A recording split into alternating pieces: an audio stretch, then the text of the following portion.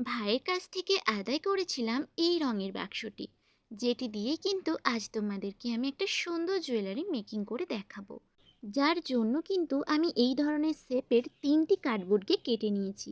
তার সঙ্গে আমি অ্যাটাচ করব এই রকম নীল রঙের একটি কটনের কাপড়। তোমরা এখানে যে কোনো রঙের কাপড়ই ইউজ করতে পারো, আমি এখানে নীল কাপড় ইউজ করছি কারণ আমার কাস্টমার আমাকে নীল রঙের অর্ডারই দিয়েছিল। আর সাইডগুলোকেও কিন্তু ভালোভাবে কেটে নিতে হবে। এই যে আমি দেখো কিভাবে কোণগুলোকে আগে কেটে নিচ্ছি, ঠিক এইভাবে কোণগুলোকে প্রথমে কেটে নিয়ে ধারগুলোকে ভালোভাবে কাটতে হবে, তাহলে কি বলো তো, চিট দিয়ে চিটাতে একদম সমস্যা হবে না। আর তারপরে একটা চিটের মাধ্যমে এই সাইডগুলোকে ভালোভাবে মুড়ে নিতে হবে, ঠিক আমি যেরকমভাবে মুড়ছি সেরকমভাবেই।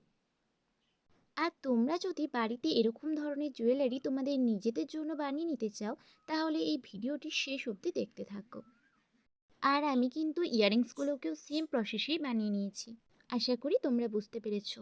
আর হ্যাঁ, এর পেছনেও কিন্তু আমি একটা করে কাপড় দিয়ে দিয়েছি, যেটা আমার ভিডিওর মাধ্যমে দেখানো হয়ে ওঠেনি। এরপর এর ওপরে আমি একটি কলকা করব, যেটা আমি আমার নিজের মতো করে করছি। আর আমি এখানে ইউজ করছি ফেব্রিকের কালার। তোমরা তোমাদের মতো একটা করে কলকা করে নিও। আমি যেহেতু ভিডিওটা অনেক লং হয়ে গেল, তাই আর দেখালাম না। আর এইখানে আমি কিন্তু একটা সূচের মাধ্যমে সাইডগুলো এবং নিচটাতে একটা করে ফুটো করে নিচ্ছি, কারণ এখানে আমি ব্যবহার করব জাম্প রিং, যেটার মাধ্যমে ডলি সুতোটাকে আমার পরানো হবে, যেটা আমাদের কিন্তু টাসেল হিসেবে কাজে লাগবে। আর নিচে লাগাবো কিছু ছোট্ট ছোট্ট ঘুঙড়ি। এই যে দেখো, আমি কিন্তু ঘুঙড়ি লাগিয়ে দিয়েছি একটা জাম্প রিংয়ের সাহায্যে। আর এই সাইডগুলোতেও কিন্তু আমি জাম্প রিং দিয়ে দেবো, কারণ ওইখানেই কিন্তু আমাদের ডলি সুতোটার মেইন কাজ। আর এই ডলি সুতোটাকে ঠিক করতে করতে আমি কিছু কথা বলে রাখি। তোমরা আমার কাছে যখন কোনো কিছু অর্ডার করো, তখন আমি তোমাদের বলি যে আগে থেকে কিছুটা অন্তত পেমেন্ট করে রাখতে, মানে যেটা দাম তার হাফ পেমেন্ট করে দিতে। তো আমার কাছে তখন কোয়েশ্চেন আসে যে কেন, কোন ভরসাতে আমরা পেমেন্ট করব বা কেনই বা করব। তো সেই সব মানুষদের উদ্দেশ্যেই বলি যে তোমরা জানো আমরা কত জিনিস কত কষ্ট করে বানাই, আর তারপরে যদি জিনিসটা তোমরা অর্ডার দেওয়ার পর না নাও, তখন আমাদের ঠিক কতটা কষ্ট হয়। তোমরা হয়তো সেটা বুঝতে পারো না, কিন্তু যারা এইসব কাজের সঙ্গে যুক্ত আছে তারা বোঝে। কারণ জিনিসগুলো হাতে বানাতে হয় এবং অনেকটা টাইম নিয়ে বানাতে হয়, আর অনেকটাই কষ্ট হয়। কিন্তু তারপরেও কিছু কিছু মানুষ আছে যারা জিনিস দেখলেই অর্ডার দিয়ে দেয়, কিন্তু পেমেন্টের কথা বললেই তারা কিন্তু নাক ছিটকোয়। মানে এরকম আমার অনেক চেনা জানা মানুষ যারা আমার কাছে অর্ডার দিয়েছে, তাদের জিনিসগুলো আমি বানিয়েছি, কিন্তু তারপর তারা জিনিসগুলো আর নেয়নি। মানে এখনও আমার বাড়িতে হয়তো জিনিসগুলো তোমরা পাবে।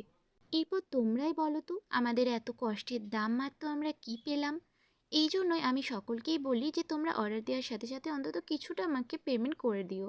তাহলে কি বলো তো, আমরাও বিশ্বাস রাখলাম যে তুমি জিনিসটা নেবে, আর তোমরাও বিশ্বাস নিলে যে হ্যাঁ, আমি হাফ পেমেন্ট নিয়েছি মানে তোমরাও আমার কাছে জিনিসটা পাবে। অন্তত আমি সবাইকে এই রিকোয়েস্টটাই করবো যে এই কোশ্চেনটা আর কেউ করো না। তো বক বক করতে করতে দেখো আমার হাতটা প্রায় কমপ্লিট। আর এটা ছিল কিন্তু একটি অর্ডারের কাজ।